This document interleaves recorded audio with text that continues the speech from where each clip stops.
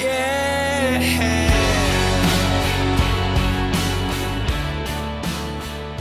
Hi guys, Happy Conscious Gal again here in paradise, where I'm now living for the next 6 months at least.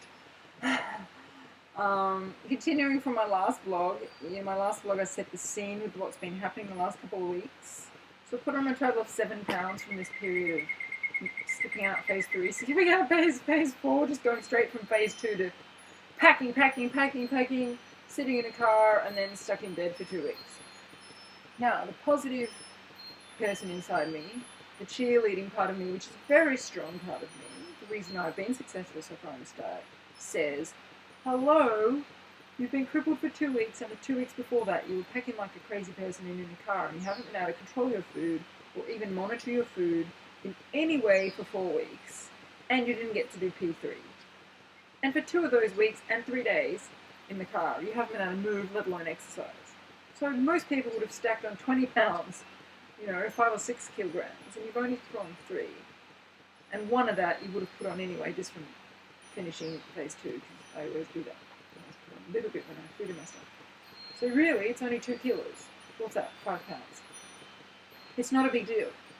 And I know that as soon as I'm able to walk again, I'm just going to start going for a walk every day, walking on the beach. There's this beautiful environment here. The beaches are endless, The countryside is stunning. I wouldn't even have to break a sweat. I would just go on a just gentle walk every day, eating my normal healthy foods that I'm eating now. I'm sure my weight will drop 1 or 2 kilos, 4 or 5 pounds. It will. It's inevitable. But the feeling right now, when I'm not yet able to start that, is just really frustrating. Because I'm like, I just want the whole thing to be back under my control again. And that's when I realised, I felt so empowered in the last year because I was totally on top of my diet, and exercise, and my body. And I'm feeling right now like my body's this like horse. It's out of control, It's going into cramps and spasms and gaining weight. And I can't control my food because I can't stand it. The whole thing's sort of getting out of my control. And I've realised that my core issue in my life to do with my body is about me trusting my body, that I don't have to control it. And that is why all of this is coming up. And it's really interesting timing because you guys know I'm writing a series of books about my HCG journey and, a lot of the stuff I've been learning, which I think will be very helpful for everyone else. The first book was the easiest book because it's the stuff that I'm really good at. The first book was on mindset. I finished that book. I finished writing it a month ago. The only reason you guys haven't seen it yet is because I haven't been able to get to my computer to finish the final editing and doing the book cover because I packed and then I was in a car and then I've been in bed for 2 weeks. As soon as I'm back to normal, able to sit at my computer, that book will be on, available on Kindle because it's featured. I finished it a month ago. What's interesting to me is that book is really easy to write because that book is all about your mindset, your beliefs. Do you see HCG as a period of deprivation or do you see it as an opportunity for growth and learning? I see it as an opportunity for growth and learning. How do you view cheating? How do you view your self-image? What's your self-confidence like? Do you have any set goals in mind? What's your underlying motivation for doing the protocol? I am rock solid on that mindset stuff. I didn't waver in my whole HCG journey on the mindset. I never ever felt tempted to cheat. I never doubted the protocol. I was positive the whole way through. I had very clear goals and I achieved my goals. That's why the first book was the easy book to write for me because that's the stuff I'm really good at. And I know that book's going to be incredibly helpful for all of you, so I am excited to get it out there. But the second book in the series, which is the one I'm writing now, is the book about your emotional preparedness to do the journey. And it's all about your relationship with your body over the course of your life. When you put weight on, when you lost it, how you felt about yourself, your self-love, what your patterns are, what your fat represents, how your fat has served you in your life. All that stuff. And that's the stuff I'm sitting with right now in my own life. Because I'm like, where in me am I not trusting my body? Because I can tell you now, if I trusted my body 100%, my back would not have gone into spasm now. Because my boyfriend's body didn't go into spasm. He's been through the exact same amount of stress that I've been through. On some level, I've created this situation where I can't monitor my food and I can't walk and I'm slowly gaining a tiny bit of weight back. It's not enough weight to be a serious concern, but it's just enough weight to show me that I obviously on some level don't fully 100% trust my body. Because if I fully trusted my body as a healthy, fat-burning machine, totally invincible, healthy, radiant, glowing, fit, vibrant, sleek, slender, slim body, I wouldn't be in the situation I'm in now where I can't move and I can't monitor my food and I'm getting weight. So it is showing me I don't 100% trust my body yet. I'm not 100% at peace with my body yet. That is the work that's here for me to do. So it's really good timing in a way that I'm writing this second book, because that's all the stuff I'm going to be doing, and I'm going to be doing all the processes about it. As I write the processes for you guys, I'll be doing them myself. Which is the best way for me and the best way for me to help other people. Some of the bits are stuff I'm already really on top of, and some of the bits, like this one about trust, I'm learning myself as I write it. So it's really good timing. Another thing that I found really fascinating about this period where I gained these few pounds and I can't do anything about it because I can't walk, is the most extraordinary thing of all is, when I was doing my second round and I was going down, down, down, down, down towards that incredible LIW of 60 kilos, as I passed from 66 down to 60, I went through this number that I am today, 63 kilos. I went through 63 kilos to get down there. And when I hit 63 kilos on the way down, I was so ecstatic. I was so happy to be 63 kilos because it was the lightest I've ever been in my adult life. I remember standing in the mirror going, oh my God, I'm 63 kilos. I've never been 63 kilos. That is just unbelievable. 138, 139 pounds, whatever it was. I was just like, oh my God. That was the weight I was at. If you guys have been following my vlogs, that's the weight I was at when I caught up with my ex-boyfriend.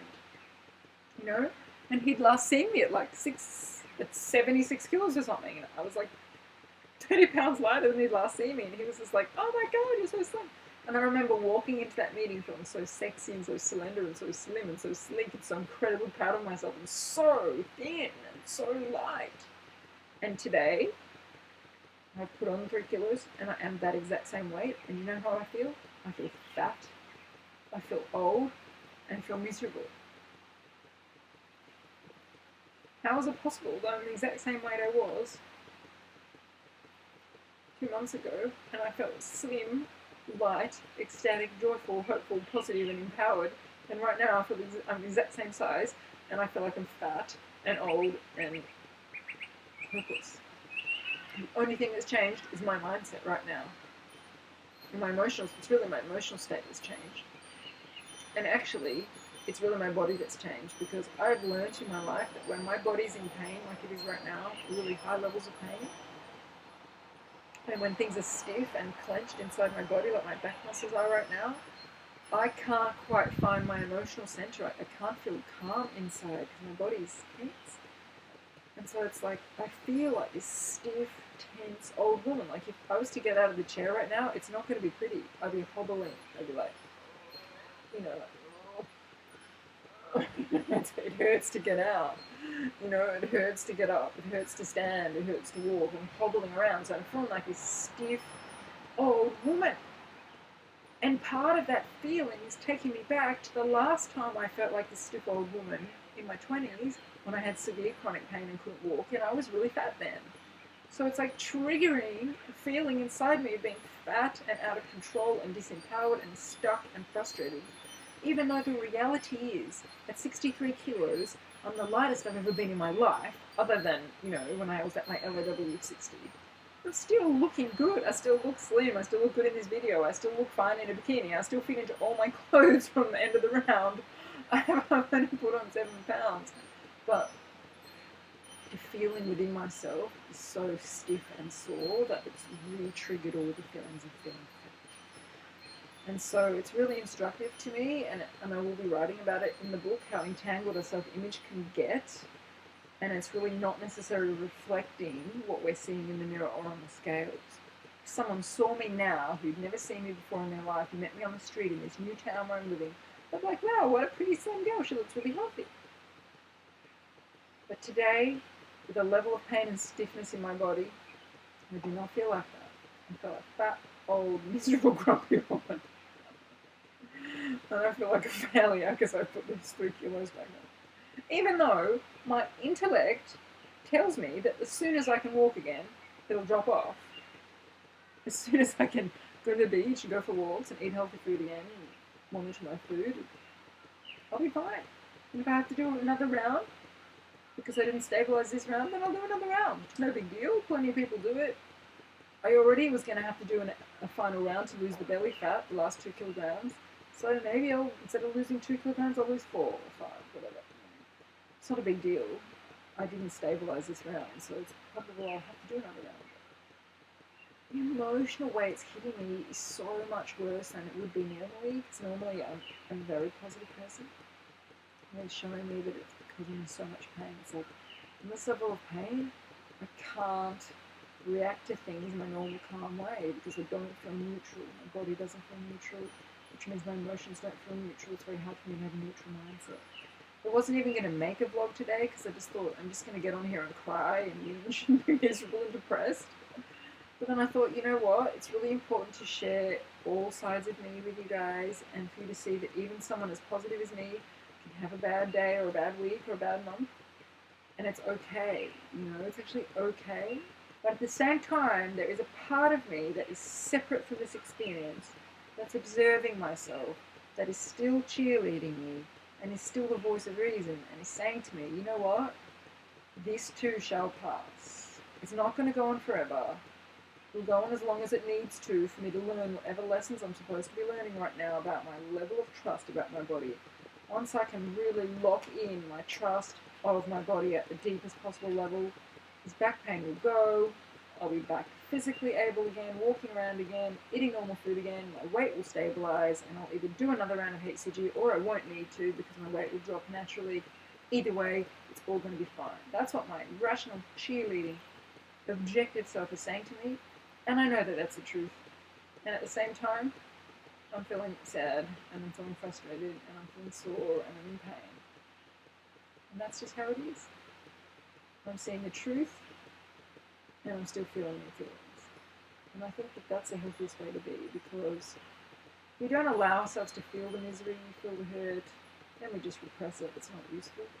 But also, if we allow ourselves to wallow in it and not see the objective truth of the higher learnings and the fact that this too shall pass, and it's all here from my highest learnings about my own self. And as soon as I learn the lessons, it will shift. If we don't hold that truth and that light, then we can get very stuck in the negative emotions. So it's kind of a balance between feeling the feelings, breathing through them, talking them out, which is what I'm doing in this vlog, being kind to myself, allowing myself to feel miserable for a few days, it's okay. And at the same time, knowing the real truth is that this is all here for my learning. My body is just my classroom. And as soon as I learn the lessons, this period will pass. The weight will drop off. I'll either do another round or I won't need to.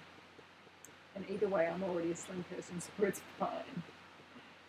So anyway, I just thought I'd share all that with you. Hopefully it hasn't gone on for too long, a bit too depressing. Hopefully it's been inspiring in some way. But anyway, the good news is I am in this most beautiful environment.